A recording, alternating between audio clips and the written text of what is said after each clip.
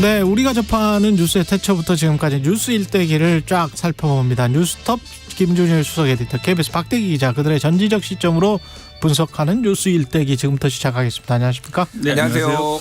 예, 오늘은 대중교통 요금 인상을 계기로 보는 대중교통 요금 일대기. 예, 웃을 일은 아니고 좋아할 일도 아닌 것 같습니다. 네. 예. 저도 이제 그 버스 탈 때마다 이게 원래 1,200원에서 1,500원으로 바뀌었잖아요. 예. 그때 참 묵직하더라고요. 1,500원은. 근데 우리가 보통 이제 체크카드로 찍고 가잖아요. 예. 그럼 나중에 이렇게 날아오는 거 보면 한 달 단위로 날아오는 거 보면 한 5, 6만 원은 되니까 아유, 그게 상당하더만요. 예. 별로 안 이용하시는 분들이 5, 6만 원이고 많이 이용하시고 조금 이제 장거리 하시는 분들은 거의 10만 원 가까이 나옵니다. 예. 근데 제가 지금 전기차를 타는데 6만 원, 그 전에 지하철 탔었을 때는 한 6만 원 조금 안 나왔거든요. 근데 출퇴근을 전기차로 하면 그 6만 원이 안 돼요. 6만 원이 안 돼. 예. 이거는 뭔가 좀 잘못된 거 아닙니까? 솔직히 말해서. 예. 예. 그 대중교통을 이용하면 훨씬 더 써야 되는 거 아닌가?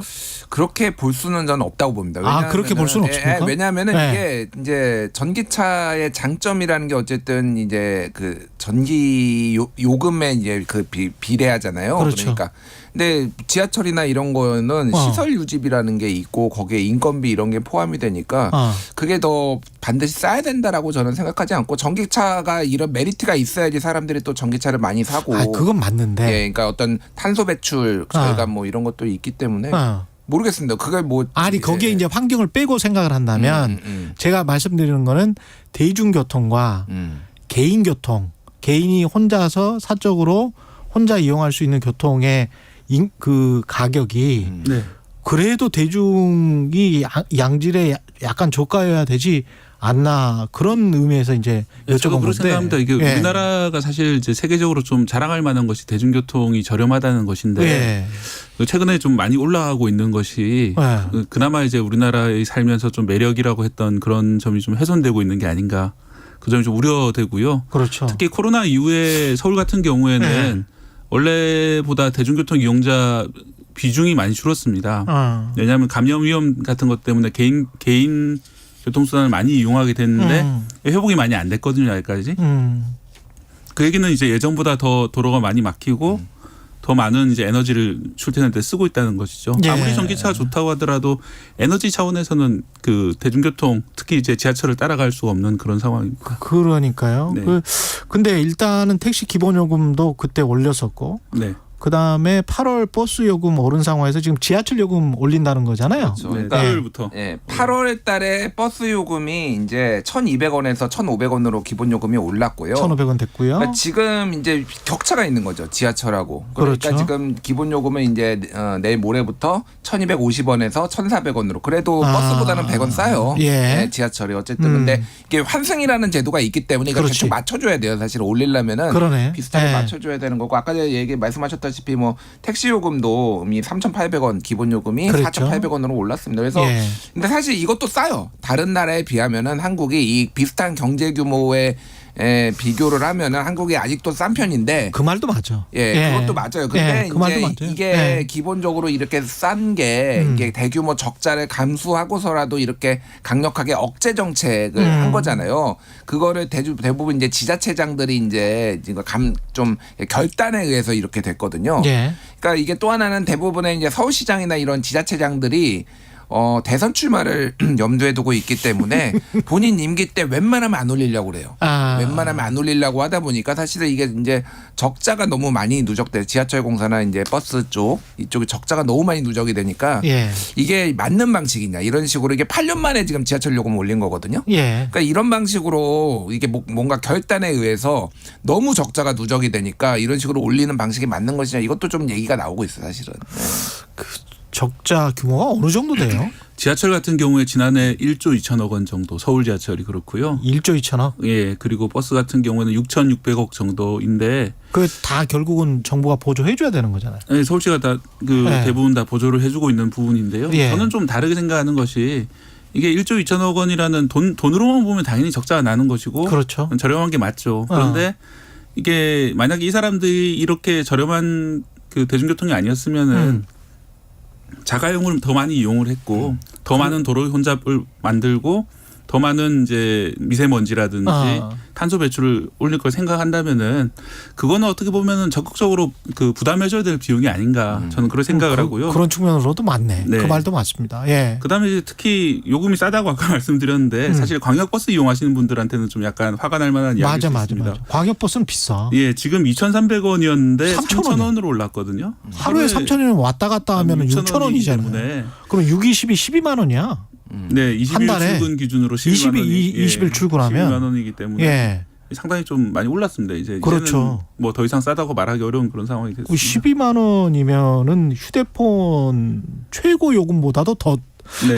그렇긴 한데 일본에서 네. 지하철 타고 그러신 분들이 비교를 하면은 그래도 싸요. 제가 보기에는 이게 뭐 이제 이거 나라마다 상황이 다르니까 그렇지. 그렇긴 한데 그래도 쌌던 거를 비슷하게나 아니면 그 선진국하고 조금 더 약간 정도 싸게 요 정도로 지금 올렸다라고 보시면 될 것 같아요. 그러니까 왜냐하면은 지금 승객 한 명을 수송할 때마다 이제 운송 적자가 발생을 하는데 2021년 기준으로 지하철은 1인당 755원이 적자입니다. 한 명 탈 때마다 755원이 적자예요. 그리고 버스도 658원 적자입니다. 그러니까 그냥 태우면 태울수록 적자인 거예요. 이게 그렇죠. 어느 정도라야지. 그러니까 이게 이제 지속 가능하지 않은 거잖아요. 그러니까 왜냐하면 서울교통공사 이제 지하철 이거 2022년 기준으로 누적 적자가 17조 6,800억 원이에요. 예. 이게 그리고 하나에 지금 1조 2천억 원씩 지금 쌓인다라는 거잖아요. 그렇죠. 그러니까 이게 교통 인상이 좀 불가피하다. 교통비 인상이 저는 좀 그렇게 보고 있습니다. 네.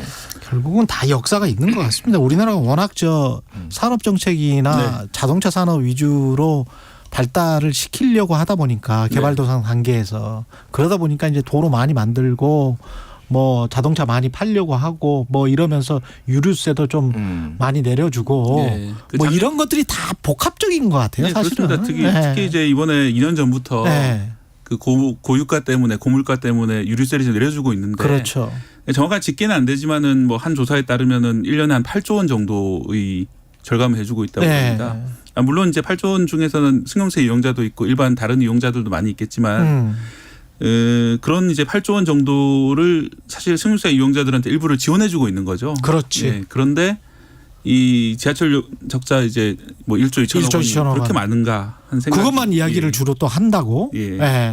유류세를 그러면 정당하게 받든지. 예, 유류세에 대해서 말씀드리자면 이달 말에 원래 종료될 예정인데 이것도 이제 선거를 앞두고 있기 때문에 못하지. 연장이 될 가능성이 있다고 저는 보거든요. 예, 그렇겠네요. 그렇다면은 이제 지금 이 버스 요금 그다음에 지하철 요금 올리면서 이걸 연장해 주는 건 어떻게 보면은 차별적 시혜가 아닌가 그런 생각까지. 그러니까 그렇습니다. 그러니까 이게 저는 이 중앙 정부하고 지자체하고 이 전체적으로 이 교통 정책이나 이런 것들이 좀 손발이 하나도 안 맞는다 이런 생각이 들어요. 왜 그러냐면은 자 이제 유류세를 인하를 하는 거에 이제 효과를 누가 보느냐라고 하면 이제 굉장히 많은 승용차를 이용하시는 분들이 보겠죠. 근데 이제 그때는 또 무슨 뭐 디젤 이거 이용하시는 봉고 이용하시는 뭐 자영업자들 이야기를 꼭 해요. 그거 끼워 넣어.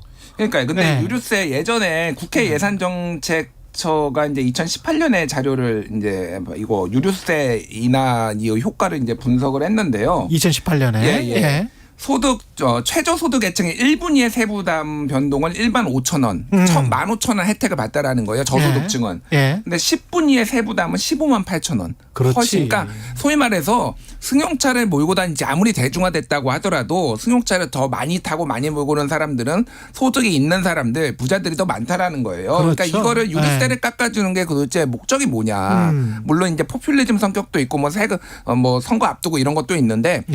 또 하나는 이제 최근에 기후 위기에서 탄소 배출 아까 전에 이거 뭐 말씀하셨잖아요. 이제 감축을 해야 되는데 결과적으로 보면은 유류세를 깎아준다라는 거는 승용차 타고 다니라고 권장하는 거나 마찬가지예요. 그렇죠. 근데 그렇다고 또 이제 지하철 요금이나 이런 거 더 인하할 수는 없는 거고 약간 딜레마적인 성격인 거죠. 그래서 외국의 사례를 보면은 우리나라가 유류세가 높아요. 그러니까 사실은 세금을 많이 붙이니까 이게 그나마 이제 탄력적으로 운용할 수가 있는 건데 유류세 같은 거를 뭐 이를테면은 뭐 고유가라고 해서 깎아주거나 그러지는 않고 대중교통 요금이 높은 상황에서 여기에 갖가지 혜택을 줘가지고 대중교통을 많이 이용하게 이거를 뭐 여러 패키지 상품 같은 거 있잖아요. 그렇죠. 이런 걸 팔아가지고 대중교통을 많이 이용하게 하는 정책으로 가거든요. 이게 네. 그러니까 중앙정부하고 이제 지방 자치단체하고 그런 식으로 손발이 맞아가지고 하는데 지금 우리나라는 지금 이거 표면적으로 보면은 자. 그 대중교통 요금 올리잖아요. 네. 그럼 대중교통 요금 타지 말라는 거야? 유류세 깎아주잖아요. 그러면 승용차 타라는 거야? 그러면 이게 다 승용차로 간다라는 거예요. 그러면 이제 탄소 배출이 이게 굉장히 현실적인 문제가 된다라는 거예요. 지금 이게 지금 당장에 우리가 뭐 당위의 문제가 아니라 이게 산업에까지 영향을 줄 수가 있거든요. 수출을 못하는 뭐 사례까지 나올 수 있습니다. 그러니까 되게 이제 복잡한 문제인데 정책의 방향성이 없다. 문제는 정부와 이게 가장 큰 문제인 것 같아요. 계속 그냥 땜질식 처방 우리가 그런 이야기를 하는데 땜질식 처방으로 그냥 얼기설기 뭐 성겨 있는 것 같은 그런 느낌이 듭니다. 네. 예. 그래서 이게 한번 이제 깎아주기 시작하니까 유류세 같은 경우에는 당연히 이제 계속 연장될 거라 기대를 하게 되고 그러다 보니까 또 선거를 앞두고 과연 이걸 늘 끊을 선거는 수 있을까? 2년마다 한 그러니까요. 번씩 있기 예. 때문에 예. 선거 기간은 계속 예. 있죠. 사실 그리고 우리가 계속 우리 교통요금이 좀 싼 편이다 이런 명제부터 이야기를 했는데 노동단체랄지 소비자 시민단체는 또 그거 아니다 뭐 이렇게 이야기하는 분들도 있는 것 같습니다. 그러니까 이게 아까 전에 네. 제가 말씀드렸던 네. 갖가지 이제 어떤 상품들을 얘기를 하는 거예요. 네. 그러니까 뭐 기본적으로 한 번 탈 때 요금만 일단 자기가 한 번 1회권을 끊어서 하는 거를 비교를 하면은 우리나라가 쌉니다. 예, 1,500원, 1,400원인데 다른 나라 같은 경우에 2,000원에서 막 3,000원까지예요. 그렇죠.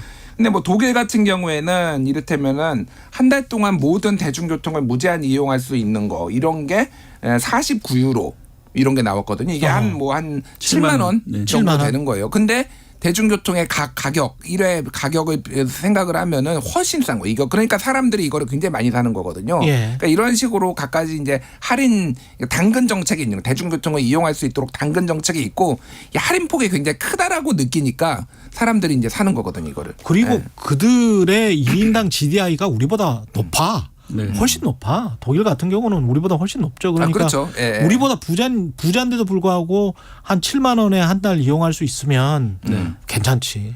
사실은. 예. 그죠? 그래서 서울에서 네. 이제 내년부터 그 비슷한 기후 동행 카드라는 예. 걸 내놓겠다고 했는데요. 월 6만 5천 원에 내놓는데 월 6만 6천 예, 6만 5천 원. 이 정책 자체는 괜찮을 것 같습니다. 예. 다만 이제 서울에서 수도권 출퇴근하는 사람들한테는 해당이 안 되기 때문에 그 경기나 인천 쪽이랑은 어떻게 계속 네. 협의를 해봐야 될 것 같습니다. 네, 요거는. 서울에 출발하는 일반 버스나 일반 지하철은 가능한데 광역버스는 해당이 안 되고. 예. 그러니까 그럼, 저는 요거가 효과가 별로 없을 거라고 생각을 해요. 왜 그러냐면은 쉽게 얘기를 하면은 네. 지금 버스 요금 기준으로 1,500원이잖아요. 그렇죠. 그러면 왕복하면 3,000원이에요. 예. 한 달에 출근을 30일이면은 예. 22일 그리고 31일이 있는 달이면은 23일 하거든요. 자, 22일 기준으로 하면은 3,000원 곱하기 22 하면은 66,000원이에요. 자, 65,000원 무제한 기후동행 카드 줬는데 비슷하다니까. 저도 그러니까요. 계산해봤어. 비슷해. 아니, 그러면 이게 무슨 실익이 있냐라는 이게 거예요. 조삼모 산 것 같아. 그러니까 이거를 타고 주말에 나들이를 가야 되는데 그러면 예. 본인만 해당이 되는 거고 뭐 자식이나 뭐 이런 사람들이 자녀들까지 이게 다 뭐 해당되는 것도 아니잖아요. 그러니까 딱히 저는 이게 없고 그래서 이게 실효가 있으려면 가격 차이가 확 나야 돼요. 그러려면 사실은 그렇지. 대중교통 요금이 더 오르고 이게 유지가 된다라든지 아니면은 이거를 더 낮게 책정을 해야지 더 가능하다라는 이거 거죠. 그리고 광역버스는 해당 안 될 거 아니에요. 네. 3,000원짜리 그러니까요. 광역버스는.